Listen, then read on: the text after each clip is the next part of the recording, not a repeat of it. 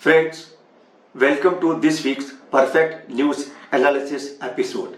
I am Vineet Vahi once again before you. This time, as usual, we will first take up the domestic issue and then we'll move on to the other foreign issue, that is. Well, on the domestic front, it seems that in what can be described as the larger part of political scenario by the BJP, keeping in mind the upcoming UP elections or elections due in the other states or maybe later on, the government being states government being run by the BJP seem to be on its spree to rename the stations or some other institutions in the states. That is, they seem to be on a renaming spree. Well, to begin with, they are doing it in the name of what you call providing a world-class service or development issue and all that. But the fact remains that all this is being done keeping in mind maybe the vote bank. Well, and we can even call it the appeasement policy. What is common in all these things is the fact that the name change which has taken place, whether with regard to this railway stations or some other institutions or some towns, in most of the cases, rather in all these cases, the names changed were either Muslims or after Muslim personalities. Well, up to them, fine, no issues. Now, for instance, you would recall that Faizabad railway station has now been renamed Ayodhya Kent railway station. And this happened 3 years after Faizabad district was renamed Ayodhya. And all this is being done in ahead of next year's UP elections. Now, in fact, not only this, you would recall earlier the name of one of the important districts of UP, that is Allahabad, was renamed as Prayagraj. After that, one of the major institutions in UP, Mughal Sarai Junction, which was popularly known as Mughal Sarai Junction, was renamed after RSS ideologue Deen Dayal Upadhyay. And they are still demanded by BJP. Mind you, they are still demanded by BJP in this leaders in the states to rename some other districts or towns as well. For instance, there is a demand by BJP to rename Aligarh as Harigarh.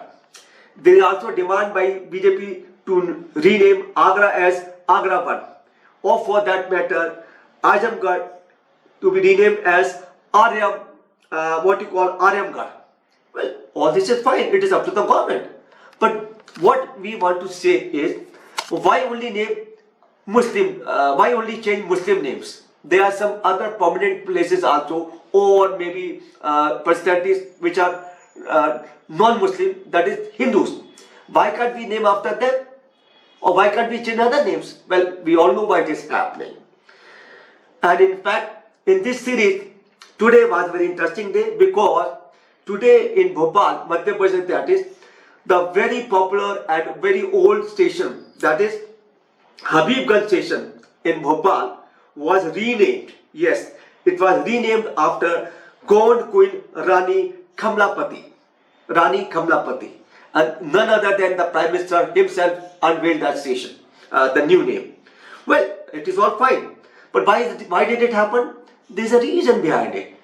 We all know that the Gond community, the tribal community, comprises about 1.2 crore people. And mind you, this Gond community is not only confined to Madhya Pradesh.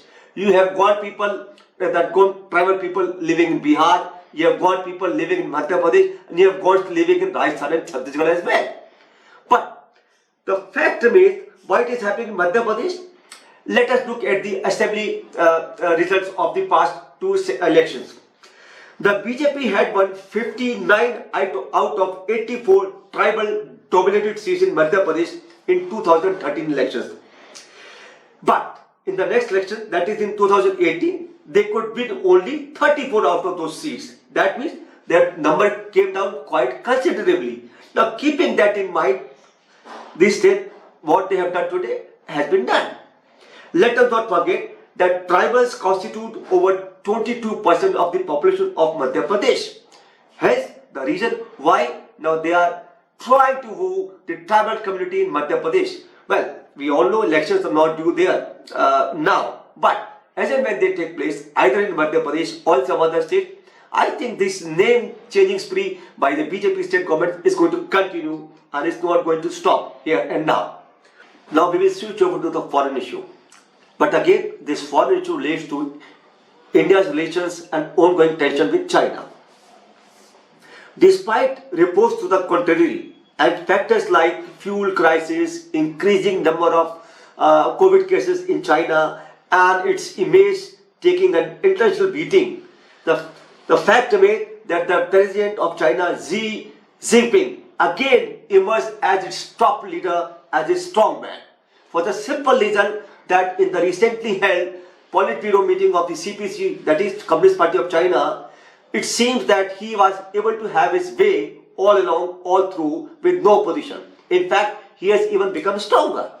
Now, what does it imply for India? Because we know that we are already having troubled times with China on two accounts. One, we already have a standoff with China on Ladakh border, and recently we are having another problem with China on the Arunachal border in view of the reports that some of the villages have been built on the border, that is the disputed area. Now what does it imply? Now, Xi Jinping in China becoming strong means there could be a couple of things, there could be several reasons for that. I mean, it could have several implications. One, this means that standoff between India and China is not going to resolve soon. Two, the border crisis will continue. Three, China will try to strengthen its military and defense equipment in Tibet area and in the other Arunachal, northeastern border, or even more. That is secondly. At the same time, it may continue to bolster its military capabilities all along the border area, whether it is the Ladakh or northeast, that is Arunachal side. At the same time also, it may continue to deal with heavy hand in so far as Hong Kong is concerned. Now, let us not forget, as we had said earlier, China is emerging as a very strong power in the world, and it would like to compete with the best, that is the United States of America. But now that he has become stronger, I think he is going to have very toughened, he is going to be very tough, and China may harden the bargaining powers with other countries, whether it is America or other developed countries, because look, Xi Jinping has got a strong hand now. So the point we are trying to make is that because of his becoming strong, relations with China, with India are not going to improve, at least in the near future, and so we have to be on the guard all along. Thank you.